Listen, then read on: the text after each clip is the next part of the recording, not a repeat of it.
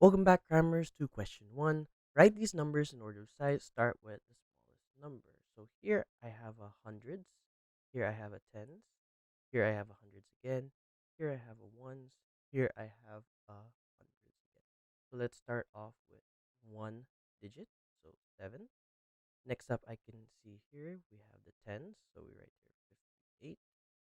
Then we have three values that have three integers each.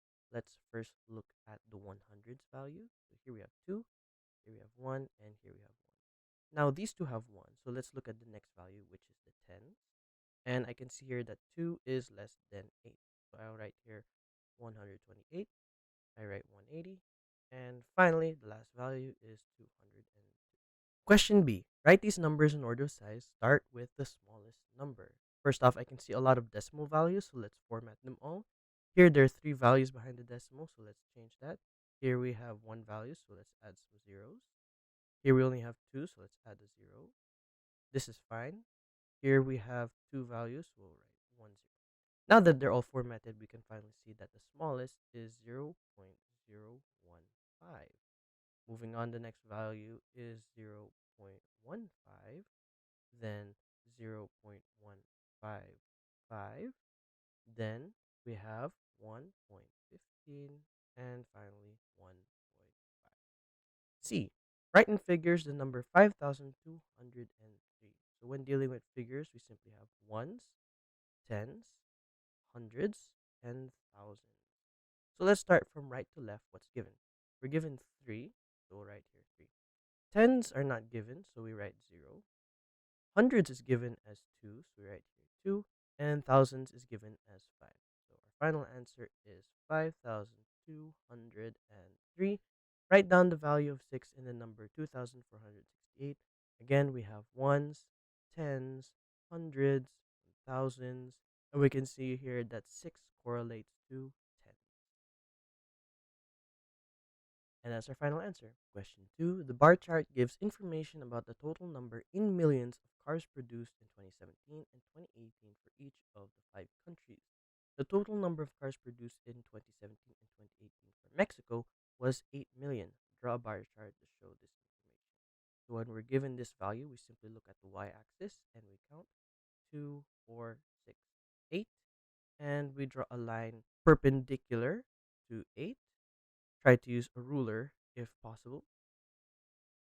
Which of these six countries produced the greatest total number of cars? So we simply look for whichever bar is the highest. And here we can see that it is USA. Which country produced half as many cars as India? So first off, let's see how many cars India made. So we can see here that they made 10 million. So we can write here 10. Half of 10 is divided by 2. So who produced 5 million cars? Let's see. So we go here between 4 and 6. We have 5. So we draw an arrow. Who meets this arrow? It is France. France. Work out the difference between the total number of cars produced in Japan and the total number of cars produced in Spain. So let's look where Japan ends up. Here on the y-axis, it ends up here between 20 and 18. So halfway between 20 and 18 is simply 19. So right here, 19. And Spain. So we draw an arrow again. It meets up with 6 million. So 19 minus 6 is simply, so we write here 13. And that is our final answer. Write down the number marked with the arrow on the scale above. So here I can see 3.7 and 3.8 and a halfway point marked here. To find the halfway point, simply find the sum of the values given and divide by 2, which gives us 3.75 as our halfway point. 3.75. Now here between 3.7 and 3.75, I can see that there are 1, 2, 3, 4, 5 markings. So what does that mean? That means each marking is 3.75 minus 3.7 divided by 5, which simply means that each marking is a difference of 0.01. So when we move from this marking, 0.01. When we move from this marking, 0.01. Finally, that means the arrow is pointing here. So we simply add 0.01 to the midway point plus 0.01. And our final answer is 3.76. Mark with an arrow the number 0.04 on the scale below. As said again, when you have two values, you simply add them and divide by 2 to find halfway point. So this is now 0.05. And as said before, simply find how many markings there are between it. So 1, 2, 3, 4, 5. And 0.05 divided by 5 is simply 0.01. 0.01. So that means that 0.05 minus 0.01 must be where it is on the scale. So we can simply write here one nice arrow. Write the number 5.68 correct to one decimal place. Now, when it says to one decimal place, we simply look at the value after it and we follow the rule 1, 2, 3, 4, 5, 6, 7, 8, 9. If it is 5 or greater, we round up. If it is 4 or less, we round down. And we can see that 8 is greater than 5, so we must round up. So instead of 5.68, we round up to 5.7. And that is our final answer. Question 4. Here are two sides of parallelogram on the grid above complete parallelogram. So we can see from this point to this point, it simply moves down by 3 units and to the right by 1 unit. So we'll copy that here. Moves down 3 units and moves to the right by 1 unit. So that means our final answer is here. And we simply connect the lines as shown. The diagram shows a 3D shape. What is the mathematical name of this 3D shape? This is a pyramid. Here. How many faces has this shape? 1, 2, 3, 4, 5. 5 faces. And that's our final answer. Question 5. Bridget recorded the distance she ran on each of the 3 days. The table shows her results. Bridget set herself to run a total of at least 30 kilometers on these 3 days. Show that Bridget did not achieve her target. So when it says at least, it means greater than or equal to, and we write here 30 kilometers. Now notice how Monday, 5,950 meters, is not the same as Tuesday, 14.5 kilometers. So we simply have to convert this to kilometers. And when converting meters to kilometers, we divide by 1,000. So here, you can see that if we move the value 1, 2, 3, we get 5.95 kilometers for Monday and 1, 2, 3, 9 kilometers for Wednesday. So assuming that we add all these values, it should be less than 30. Okay? So we'll have here 5.95 plus 14.5 plus 9. We can use our calculator to get our final answer. 5.9 plus 14.5 plus 9 gives us 29.4, 29.4, which is less than the 30 kilometers she aimed for. And that is our final answer. Question 6. Find the value of square root of 31.36. We can use our calculator here.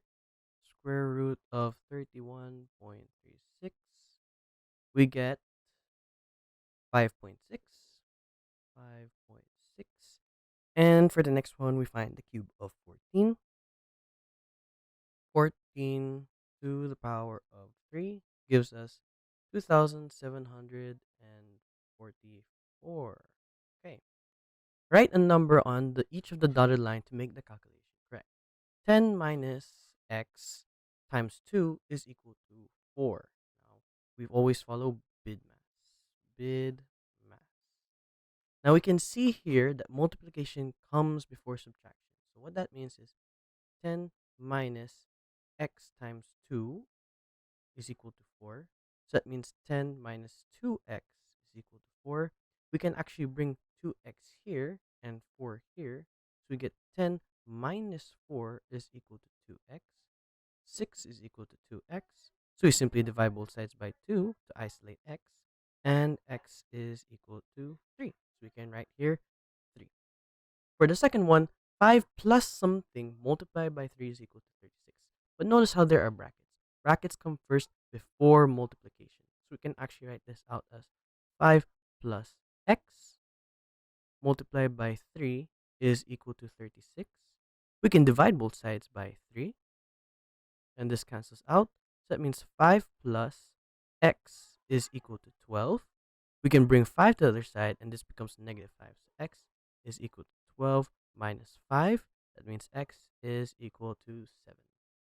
And that's our final answer. Question 7. Here are the first 5 terms of a number sequence. Write down the next term of the sequence. Now, when we have a sequence, we simply add, subtract, multiply, or divide by the same value every single time.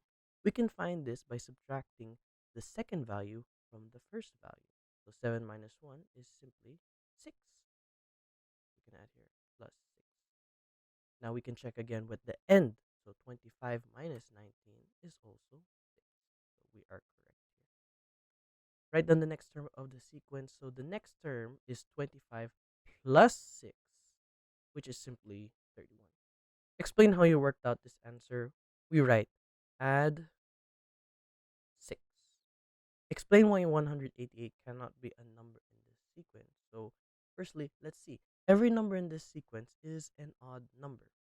Now, when you add an odd number with an even number, it will always equal an odd number. But see here that 188 is an even number. So it cannot be possible. No matter how many times you add 6, it will always be an odd number specifically in this sequence. So we write here 188 is not an odd number. And that's our final answer. Question 8. Jordan buys 256 notebooks. He buys the notebooks in packs of 8. Each pack costs 2.48 pounds. Work out how much the 256 notebooks cost Jordan. So we can see here that he buys them in packs of 8 and he pays for each of those packs. What does that mean? So 256 divided by 8 will give us our number of packs. But then each pack is $2.48. So each pack is multiplied with 2.48. So simply we can write 256 divided by 8 times 2.48 will give us our final value. And we can use our calculator here. 256 divided by 8 times 2.48, which gives us 79.36 79.36 pounds. And that's our final answer. Question 9. Simplify a times a times a times a times a. So when multiplying powers, we simply add them. And since a is to the power of 1, we simply write a is equal to 1 plus 1 plus 1 plus 1 plus 1. So we get a to the power of 5. Simplify 8b times 3c. So we can multiply the integers first. A times 3 is 24. And b times c is simply bc. So our answer is 24bc. Expand. Now always remember that when you expand, you multiply into each of the values. So 3x, 3 times x is 3x. And 3 times 4 is 12. So our final answer is 3x plus 12. Q is equal to 5v squared minus w. Work out the value of q when v is equal to 1 over 2 and w is equal to 1 over 4. So we can actually write this out as q is equal to 5 times v squared, which is 1 over 2. Don't forget the square, minus w, which is 1 over 4. Now, how do we square a fraction? Well, when we square a fraction, we actually square everything inside the fraction. So it's actually equal to 1 squared over 2 squared. But 1 squared is simply equal to 1. But 2 squared is equal to 4. So that means 1 over 2 squared is 1 over 4. So we can write this out as 5 into 1 over 4 minus 1 over 4. So 5 times 1 is 5. 5 over 4 minus 1 over 4 is simply equal to 4 over 4. However, this is not our final answer. Any value over itself is simply equal to 1. So that means Q is equal to 1. And that's our final answer. Question 10. It takes a machine 8 seconds to produce a bolt. Each day the machine starts the bolts at 9:30. The machine produces bolts continuously every 8 seconds until it stops at 16:10 on the same day. Work out how many bolts the machine produces each day. So firstly, I can see that we have to subtract 16:10 from 9:30. But there are two different formats. We can see here that this is hours and that this is minutes. So let's convert the hours to minutes. So 16 times, so hours into minutes is times 60 times 60.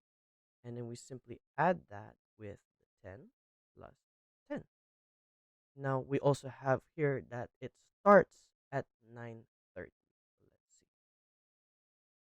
It starts at 9 times 60 because we're converting this into minutes plus 30. Now you might ask, why did I add the subtraction sign? Well, I'm doing this because we have to find the total duration of the amount of time the machine produces the bolt. And to find this, it's simply the final value minus the initial value. This gives us the duration. Now we can actually put this into a calculator and find the total duration. 16 times 60, close the bracket, plus 10, close the bracket, minus double bracket 9 times 60, close the bracket, plus 30 and close the bracket. Gives us 400.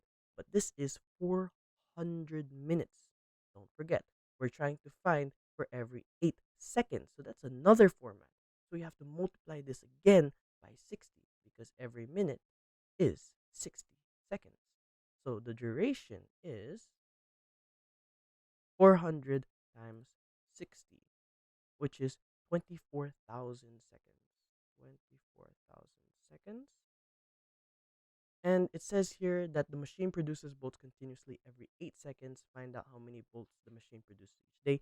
So that means we simply divide this by 8. So we can put this into a calculator to find our answer. 24,000 divided by 8 just gives us 3,000. So our final answer is 3,000 bolts. Question 11. Triangle ABC is an equilateral triangle of sides 6 centimeters. That means all sides are 6 centimeters. Using a ruler and compasses only, construct triangle ABC. You must show all your construction lines. Side AB has been done for you. Okay. Now, first off, you want to set your compass to 6 centimeters. And starting from point B, you want to draw an arc as shown. Then, from starting point A, you want to draw another arc, which is also 6 centimeters, shown. And then the point at which they intersect, you simply use your ruler, draw a straight line from both sides, and that should be your final answer. Do not erase your construction lines, they should be shown. Question 12. Mario is going to play 2 games on Saturday. He'll play 1 game on Saturday morning and 1 game on Saturday afternoon. The following table shows the games from which he is going to choose. Write down all the possible combination of games that Mario can play on Saturday. So we can see here that bridge is simplified to B, chess is simplified to C, draughts is simplified to D, so on and so forth.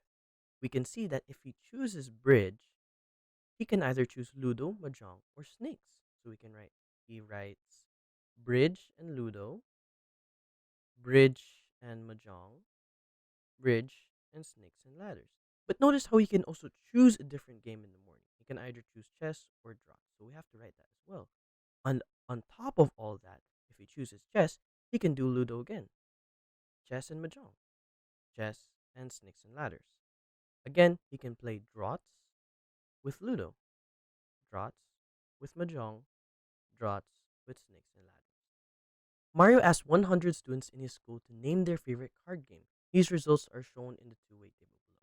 One of the students Mario asked is picked at random. Write down the probability that the student is in year 11. So we can see here that the year 11 students, 17 chose solitaire, 18 chose rummy, 12 chose wrist, and total is 47. We write here 47 students for year 11 over the total amount. there are 100 total students in the table that Mario asked. So we can write here 47 over 100. One of the year 10 students is picked at random. Work out the probability that the student did not answer with. Okay. So here we simply look at all the year 10 students and we can see that the total is 53. So we can write down 53 already. Now we can see that who did not answer whist is simply solitaire and rummy combined. It's 30 plus 19. Remember, who did not answer whist, so we're not counting whist. So we can simplify this to 49 over 53. And that is our final answer. Question 13. The diagram shows a trapezium. Work out the area of the total trapezium. Okay, when trying to find the area of a trapezium, we simply follow the formula a plus b divided by 2 multiplied by h. A and b are the bases and the top, so we can put that in already. A is equal to 13 plus 6 divided by 2. And height is simply the height of the total figure, so we multiply this by 3. 13 plus 6 is 19 divided by 2 times 3. We can use our calculator to get the answer here. 19 divided by 2 times 3 gives us 28.5 meters squared. 28.5 meters squared. And that's our final answer. Question 14. On the grid, draw the graph of y is equal to 2x minus 1, given that the values from x are negative 1 to 4. So first we have to draw a table. And then we have to draw all the x values of negative 1 to 4. All the integers. So we write here negative 1, we have 0, we have 1, we have 2, we have 3, and finally we have 4. Now what this saying is y is equal to 2x minus 1. We simply input the value of x into the equation and we will get y. So let's see what we get. 2x minus 1. So 2 times negative 1 minus 1. Since this is our first value, we simply get negative 2 minus 1, which is negative 3. We can write here negative 3. Okay, let's move on to the next value. 2 times 0 minus 1. Anything multiplied by 0 is just 0. So 0 minus 1 is minus 1. Okay. 2 times 1 minus 1 is 2 minus 1, which is 1. So we get 1 here. 2 times 2 minus 1 is 4 minus 1, which is 3. 2 times 3 minus 1 is 6 minus 1, which is 5. And 2 times 4 minus 1 is 8 minus 1, which is 7. Okay, now that we have our full table, we can actually plot down the values. And always remember to plot them down using the x-axis first, then the y-axis. Let's do this together. So x, negative 1. We go here to the left, negative 1. Okay? Then we see that y is negative 3. So we actually have to go down here to negative 3. Okay, let's draw an x there for now. Now we move on to the next value. When x is equal to 0, so we go on the x-axis and we look for 0, which is right here. Y is negative 1. So y is negative 1 is right here. We put a cross. And we move on to the next one. When x is equal to 1, y is equal to 1. So we connect the lines here. We draw a cross. Next value. When x is 2, y is 3. We simply connect the lines as shown. And we move on. When x is 3, y is 5. So we look at the x-axis 3, we go up, and then y, we go 5 here. Okay. And for our final value, when x is 4, y is 7. So we go to the x-axis once again. We look for 4. We draw a line straight up until it meets 7. And we put a cross. But we are not done yet. It says draw the graph. So we actually have to use a ruler to connect all these lines. And that is our final graph. Question 15. Kim spends N dollars. Of this, she spends 40% on food, one fourth on clothes, and the rest on petrol, being P dollars on petrol. Work out the ratio of P to N in the form A to B, where A to B are integers. Give your answer in its simplest form. So first off, we can see of the total amount N, she spends 40% on food, one fourth on clothes, and P. Now, when trying to find the total value of something, it will always be 100%. And since we're trying to find N is simply 100%.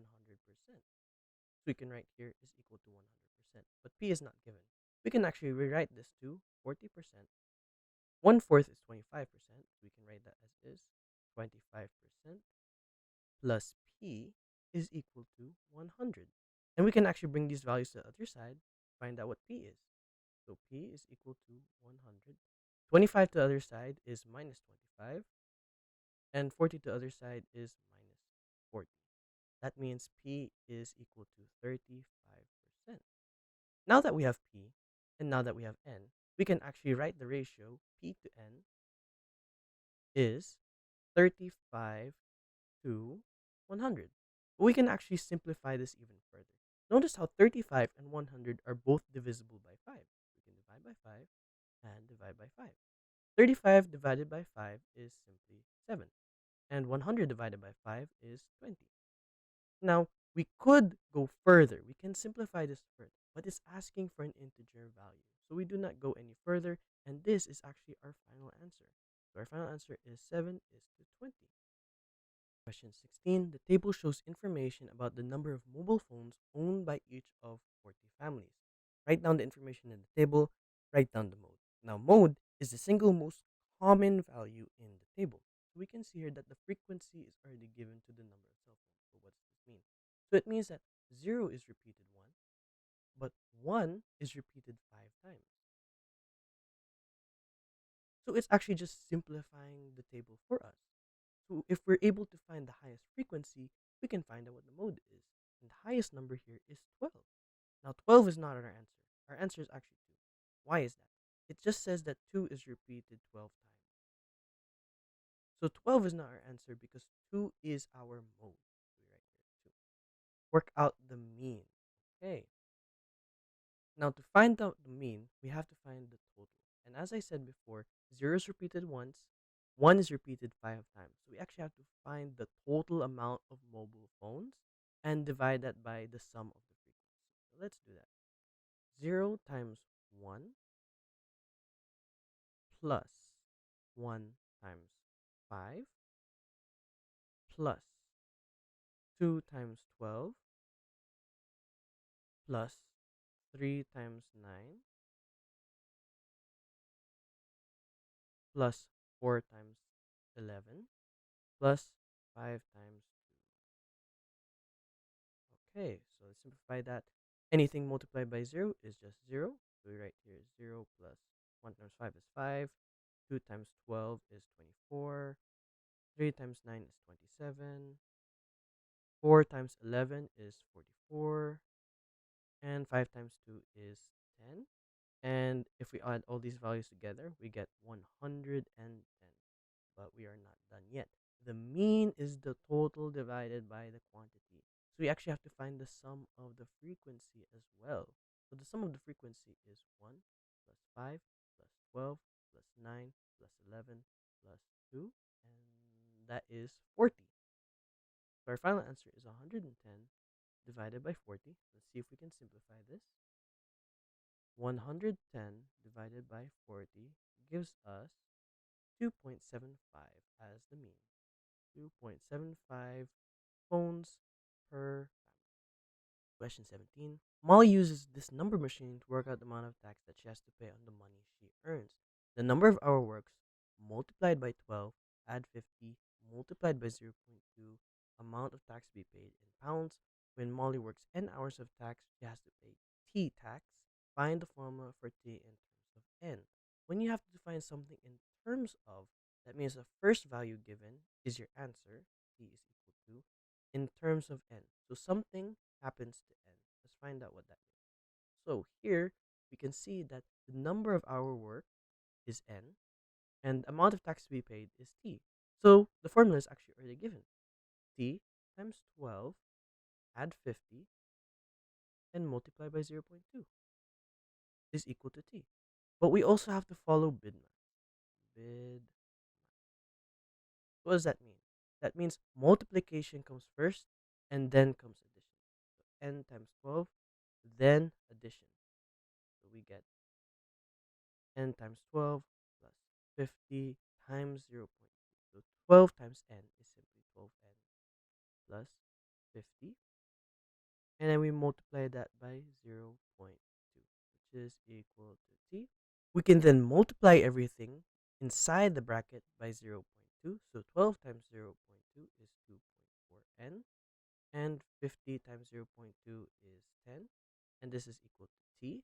So that means our final formula is t is equal to 2.4n plus 10. And that's our final answer. Question 18. Describe fully the single transformation that maps triangle A onto triangle B. So we can see triangle A gets larger towards triangle B. So we can write enlargement. We have to describe this transformation. By what factor does it enlarge? We can actually look at the base of A, which is 1 unit, and the base of B, which is 3 units. So that means that 1 times, let's write enlargement, is equal to 3. We divide both sides by 1, divide by 1. So that means the enlargement is simply equal to 3. A factor of 3, in fact. Enlargement by a factor of 3. We can check this by looking at the sides of A and B. So sides of A is 2, and then the side of B is 3. So we can check this. 2 times 3, is it equal to 6? Let's see. 2 times 3 is 6. Is this equal to 6? Yes, this is correct. Okay, now on the grid above, translate triangle A by a vector of negative 4, 3. Label your triangle C. Okay, now when dealing with vectors, it always follows x over y. And x deals with left or right. Y deals with up or down. Now, if the value is negative, it's to the left. If it's positive, it's to the right. But when dealing with the y-axis, if it's positive, it goes up. If it's negative, it goes down. So let's see here. Translate triangle A. We can always start with 1 point, and we can see here that it's negative 4. So on the x-axis, we move 4 to the left because it's negative. So 1, 2, 3, 4. Okay. Then 3 positive on the y-axis means it goes up. So 1, 2, 3. We can write a cross over there, and we can do the other points.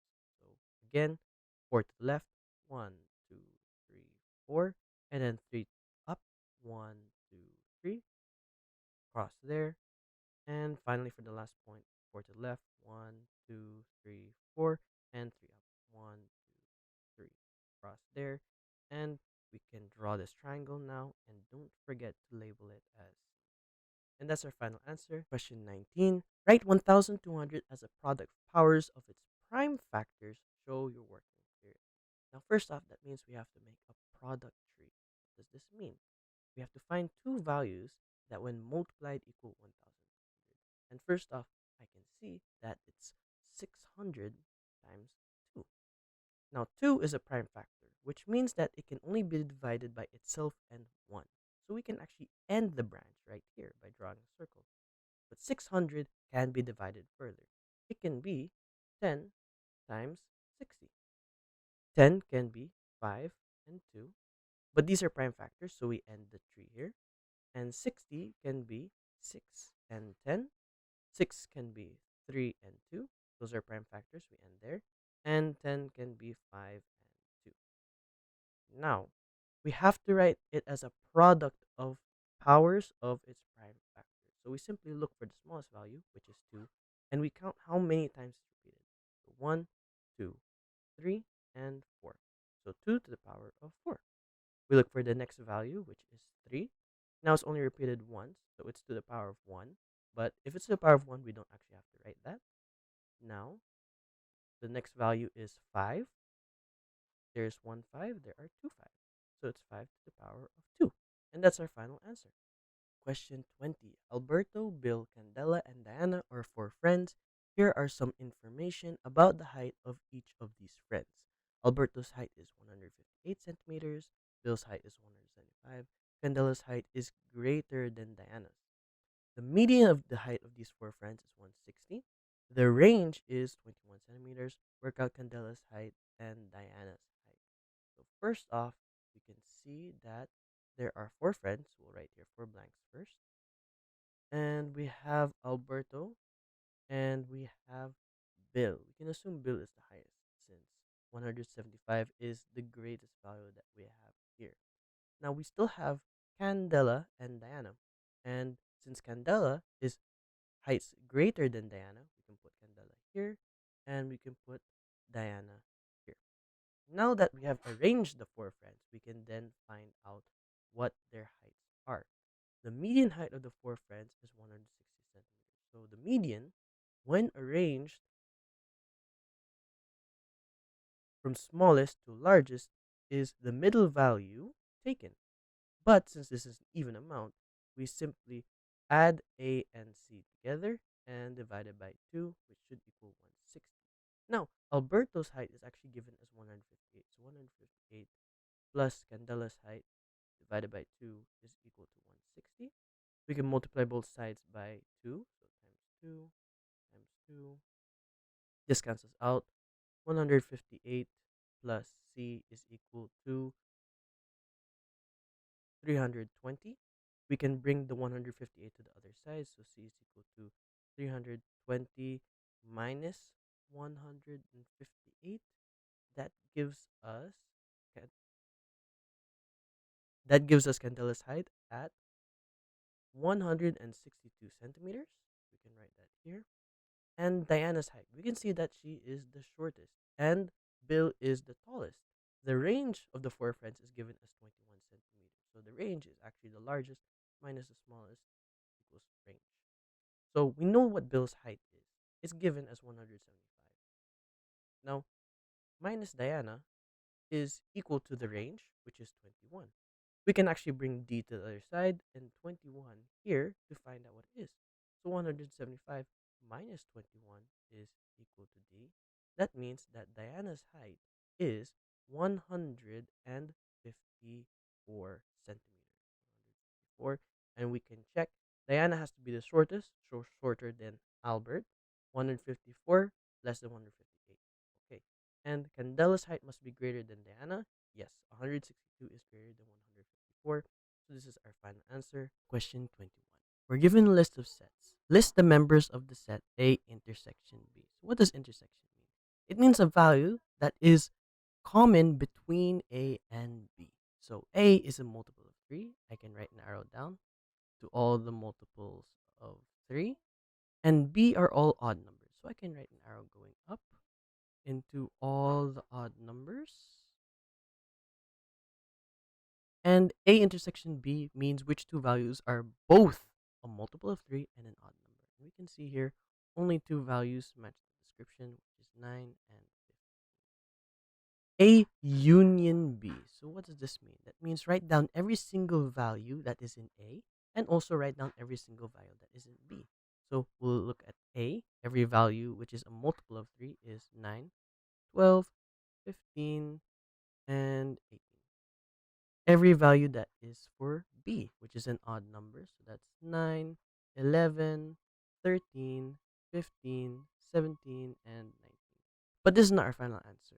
Notice how there are some repeated values here. And when we're writing a set of values, we don't want repeated values. So we simply write 9 once, and then we write 11, 12, 13. We write 15 once, so that's 15, 17, 18, and 19. Is it true that 24 is a universal subset of A? Tick one of the boxes below. No, it is not. Why? Because the universal subset only goes from 9 to 20. And since 24 is greater than 20, it is not a universal subset. So it is not between 9 and 20. Set C has four members such that C intersection of not B is equal to 10 and 18. List the members of one possible set C. Now, it says here that set C has four members and two are already given. So that means we only have to give two answers. Now, we look towards B. Any odd number here, we can take our pick. I'm going to choose 9 and 11. All right, here, 9 and 11. Question 22. The diagram shows a shape made from the square ABCD in four identical semicircles as shown in the diagram. The semicircles AB, BC, CD, and DA are the diameters. The area of the square is given as 36 centimeters squared. Calculate the total area of the whole shape. Give your answer correct to one decimal place. Okay. In order to find the diameter, we can see that the diameter of the circles and the size of the square are the same. And in order to get the area of the square, it's simply the square of one of the sides. So what does that mean? That means BC squared is equal to 36. So if we square root both sides, that means BC is equal to 6. Now that's the diameter. But in order to find the area of a circle, we have to use the formula pi r squared. And here we have radius. So we simply divide the diameter by 2 and we get the radius, which is 3. Now we have to find the area of all four identical semicircles. Now, in order to find the area of a semicircle, it's half of a circle. So half of pi and then r squared, which is 3 squared. Then we see that there are 1, 2, 3, and 4 semicircles. So we multiply this whole thing by 4. And we add this with 36 to get our final answer. We can see here that 4 and 2 actually cancel out. So we just get 2. So this simplifies to 2 pi 3 squared. We can actually just write this as 9 plus 36. We can put this into calculator and get our answer. 2 pi times 9 plus 36 gives us 92.54 equals 92.54, and we have to give it to one decimal place. So we look at the one decimal place, we look over to the right, and it's 4. We follow 1, 2, 3, 4, 5, 6, 7, 8, 9. Now 5 to 9, we round up. 1 to 4, we round down. And since this is 4, we simply round down. So the answer is 92.5. 92.5 centimeters squared.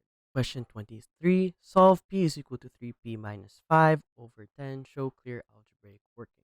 Now we can see here that if this is divided by 10, we can simply multiply by 10 to remove it. And we can multiply by 10 on the other side.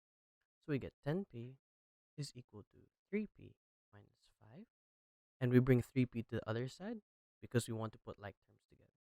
So 10p minus 3p is equal to negative 5. 10p minus 3p is simply 7p, and this is equal to negative 5. We divide both sides by 7 to isolate p, and we get p is equal to negative 5 over 7. Simplify a to the power of 0, where a is greater than 0. So any value, no matter how big, to the power of 0 will always equal 1. So we can write here 1. Simplify fully. 3xy cubed over 6x squared over y. So let's start off with the integers. 3 over 6, we can actually divide 6 by 3, and we get 2. 3 divided by 3 is 1, so we can just write 1 over 2. Now, we have x to the power of 1 over x to the power of 2. Now, when dividing powers, we simply subtract. So that means x to the power of 1 over x to the power of 2 is simply x to the power of 1 minus 2, which is x to the power of negative 1. Then we have y, which is y to the power of 3 over y to the power of 1. So that simply means y to the power of 3 minus 1 just gives us y to the power of 2. But note how x has a negative power, and math really doesn't like negative powers. So they like to put it into the denominator to force it to become positive. So what we get is 1 over 2 we put x into the denominator, so it's x to the power of 1. And then since y to the power of 2 is already positive, we can just leave it up. And since we don't have to put 1, we can actually just write it as y squared over 2x. Factor is fully 10c cubed times d squared plus 15c to d to the power of 4. First off, I can see 10 and 15 have a common factor of 5. I can just write 5 here. Now, when factorizing powers, we simply take the smallest power. And c to the power of 3 is bigger than c to the power of 1.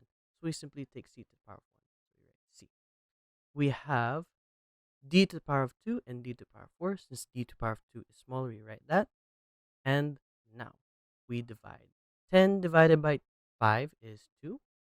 C to the power of 3 divided by c to the power of 1 just means c to the power of 3 minus 1, which is 2. And d to the power of 2 minus d to the power of 2 is simply d to the power of 0. And anything to the power of 0 is equal to 1. So if we multiply 2c squared times 1, we still get 2c squared. So we don't actually have to put the 1 there. Now we add 15 divided by 5 is 3. C is already given because c to the power of 1 minus c to the power of 1 equals c to the power of 0, which is 1 again, so we don't write that. D to the power of 4 over d to the power of 2 is d to the power of 4 minus 2. So we get d to the power of 2. So our final answer is 5cd squared into 2c squared plus 3d squared. Question 24. 2k over 4n is equal to 2x. Find an expression for x in terms of k and n. What does that mean? So that means x is equal to something done to k and something done to n. Let's find out what that is. Okay. So here we have 2 to the power of k and we have 4 to the power of n. But we can actually rewrite this to 2 to the power of 2n. Why is that? Because 2 to the power of 2 is 4, which is here, and we have n, which is already there. Why are we doing this? Because we want the same base. So 2 to the power of 2n is equal to 2x. Now that we have the base, we can see that the powers are 2 to the power of k over 2 to the power of 2n. And when we have 8 to the power of n times 8 to the, when dividing 8 to the power of m, it simply means that we subtract. So what does that mean? We can actually remove the n's and write this as k minus 2n is equal to x. X is equal to k minus 2n. And that's our final answer. Question 25. A cinema increased the cost of an adult ticket by 12%. After the increase, the cost of the adult ticket was 18.2 pounds. Work out the cost of the adult ticket before the increase. So we can see that it increased by 12. And the value before it was 100%. Now they added 12. So the new value is 112%. So if we're able to divide 18.2 by 112, we simply multiply by 100 again, and we will find the original value. And we can use our calculator here to find our answer, which is 18.2 divided by 112 times 100, which gives us 16.25 pounds. 16.25 pounds. And that is our final answer. Question 26. The table gives information about the population correct to two significant figures of each of the five cities in 2018. Write 8.8 times 10 to the power 6 as an ordinary number. So whenever we multiply by 10, we simply go to the right by 1. So here 8.8. And since we're multiplying it by 10 6 times, we simply move 6 times. We go 1, 2, 3, 4, 5, 6. And we write a 0 in all the spaces we jumped. Therefore, our final answer is 8, 8, 0, 0, 0, 0, 0. Which of these cities had the least population in 2018? Let's look at the bases, the tens. So if we look for the smallest 10 to the power of something, we can find that. So here we have 10 to the power of 7, and here we have 10 to the power of 6. Since 6 is smaller than 7, we simply look at anything with the base of 10 to the power of 6. Now let's look over here. We have 7.7, 5.5, and 8.5. And we can see that 5.5 is the smallest of the smallest. that means it is Barcelona. Barcelona. Work out the difference between the population of Tokyo, let's write an arrow here, Tokyo, and population of Ahmedabad. Okay. Give your answer in standard form, correct two significant figures. In order to find the difference, we simply subtract the larger value from the smaller value. So here we can write 3.7 times 10 to the power of 7 minus 7.7 times 10 to the power of 6. But notice how the bases are not the same. Here we have 10 to the power of 7 and 10 to the power of 6. We can actually change 10 to the power of 6 and make it easier for us by moving the decimal to the left. When we move it to the left, we simply add 1 to the power. So we can rewrite this to 3.7 times 10 to the power of 7 minus 0.77 times 10 to the power of 7. Now we have the same base. We can actually simply subtract. We can use our calculator here. 3.7 minus 0.777, we get 2.93. 2.93, don't forget the base, times 10 to the power of 7, and correct the two significant figures. So we count 1, 2, and we use the rule 1, 2, 3, 4, 5, 6, 7, 8, 9. 5 to 9 we round up, 1 to 4 we round down, and since the value after 9 is 3, which is between 1 and 4, we simply round down. So our final answer is 2.9 times 10 to the power of 7. Question 27. The diagram shows triangle ABP inside the regular hexagon. Work out the size of angle PAF, which is here. Give your answer correct to three significant figures. Okay, first off, before we do anything, we write down the values given. So A to B is 5 centimeters, and B to P is 2 centimeters. Angle ABP is 90 degrees, which is already given. Now, if we're able to find the sum of all the interior angles, see here angle F would be congruent to angle A, we can then subtract the angle inside the triangle to find this angle. Let's do that. The sum of all interior angles is 180 times n minus 2. N being the number of sides. We count 1, 2, 3, 4, 5, 6. So 180 times 6 minus 2 is simply 180 times 4. So sum of all the interior angles should be given 180 times 180 times 4 is 720. 720. But this is the sum of all the interior angles. We're trying to find a single angle. So we count all the angles. There's 1, 2, 3, 4, 5, 6. And we simply divide by 6. So 720 divided by 6 gives us 120. So what does that mean? Okay, well, here we can see that this whole angle is 120. If we can find this angle within the triangle and subtract that from 120, we can find what angle PAF is. So, first off, I can see we have a right angle triangle, which is given to us as the base being 5 and BP being 2. Since it's a right angle, we can actually use Pythagoras' theorem. 2 square plus 5 square is equal to PA. So we can find this out as square root of 2 square plus 5 square is equal to root 29. Root 29. And now we can use something called the sine rule in order to find this angle. We can see that sine 90, which goes to root 29, must be equal to sine, let's call this angle y, to 2. So if we simplify, we get y is equal to sine inverse of 2 sine 90 divided by root 29. Okay, let's find that out using our calculator. Sine inverse of 2 sine 90 over root 29. Close the bracket. We get 21.8.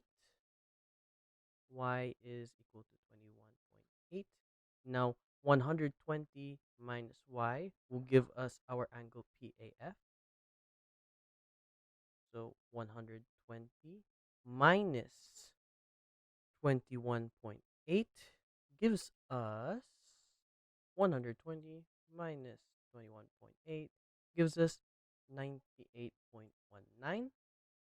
98.19, and we have to write correct to three significant figures. So here we look at the figure after the third figure, which is 9, and we go 1, 2, 3, 4, 5, 6, 7, 8, 9. Any value between 5 to 9 we round up, 1 to 4 we round down, and since it's a 9 we simply round up to 2, and it is now 98.2 degrees. And that is your final answer. Thanks for watching. Cram, then scram.